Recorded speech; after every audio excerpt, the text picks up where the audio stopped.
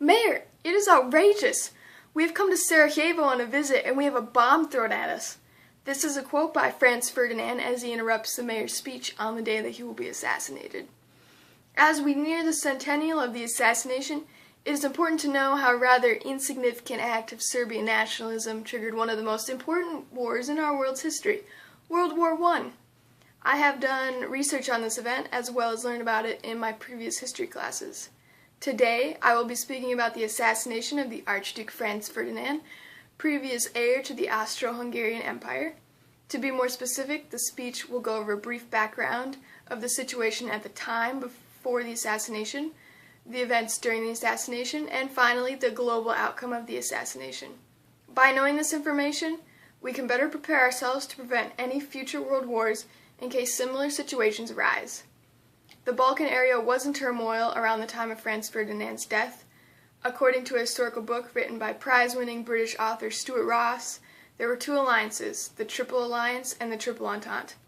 The Triple Alliance consisted of Germany, Austria-Hungary, and Italy, and the Triple Entente consisted of Russia, Britain, and France. Russia was allied with Serbia, and therefore Britain and France were kind of on Serbia's side. Imperialism and nationalism were major problems in the area at the time. Most of the Balkan countries were nationalist in that the citizens would do anything for their country. Imperialist powers around the Balkan area were waiting like vultures to seize up any countries that they could to add to their own empires. However, imperialism and nationalism clash, which leads to major consequences. So now that we've looked at the growing turmoil, let's see what happened during the actual assassination. The assassination was a series of mishaps and screw-ups that led to the Archduke being in the wrong place at the wrong time. According to the August 2000 edition of the Smithsonian, the Serbian nationalist cult, the Black Hand, were the masterminds of the assassination plan. They appointed and supplied weapons to 7 idealistic schoolboys, including the main assassin, Gavrilo Princip. From an article that I accessed in June 2013 on the History Channel's website, all members were from the Young Bosnia movement. Their original plan was to line up along the motorcade route. The first 3 men were given bombs. The leader was positioned in the middle to make sure all the men did their job, and the last 3 men were given guns in case the bomb did not blow up. However, the actual events differ quite greatly from the plan. On June 18, 1914, gathering at Sarajevo, the capital of Bosnia-Herzegovina, the heir to the Austro-Hungarian Empire, Franz Ferdinand, went to inspect imperial armed forces. The following events are detailed by a book written by Gordon Brooks Shepherd, British historian who attended Cambridge University. So basically, as the motorcade passed, the first 3 men chickened out and did not throw their bombs at the car.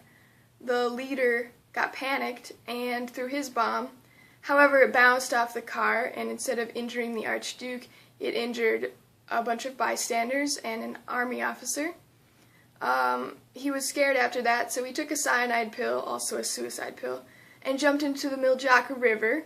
Unfortunately for him, the cyanide pill did not work, and the river was only a few inches deep, so he was soon arrested. Once the car saw what was going on, the Archduke's car took off, and it was too fast for the gunman to shoot at him. So, seemingly disappointed, Princip went to the food store and got a sandwich. However, luckily for Princip, the opportunity arose later when the Archduke returned from a hospital visit after visiting the wounded that got hurt by the bomb.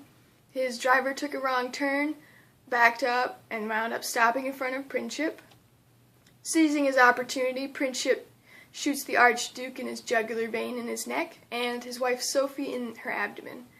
Ferdinand and Sophie die, Ferdinand from blood loss and Sophie from trauma. Then Princip attempts to shoot himself. However, he was detained by many angry citizens. He was sentenced to 20 years in prison because he was too young at the time for the death penalty. He was about 17 years old. So the death of 2 people led to millions more dying, since this caused World War II. Well, it triggered World War II. According to a New York Times article from June 27th, 1915, the war had been coming on for 6 years before Princip precipitated it. So things were stirring, but Princip's bullet escalated the situation into the Great War as we know it. And because Russia was allied with Serbia, and France and Britain were allied with Russia, Britain and France were pulled into the war. And then same thing went with Austria-Hungary, Germany, and Italy, because Austria-Hungary declared war on Serbia, and Germany and Italy were pulled into the war after that. By war's end, millions were dead, wounded, and sick. And to be more specific, 20 million soldiers were dead, 21 million wounded, and millions others were sick from the influenza outbreak. In conclusion, I informed you about the assassination of Franz Ferdinand. I talked about what happened before the assassination, the events during the assassination, and the effects on the world that it had. And to quote the previous New York Times article, "A revolver shot makes a tiny flash, but that one lit a mighty flame.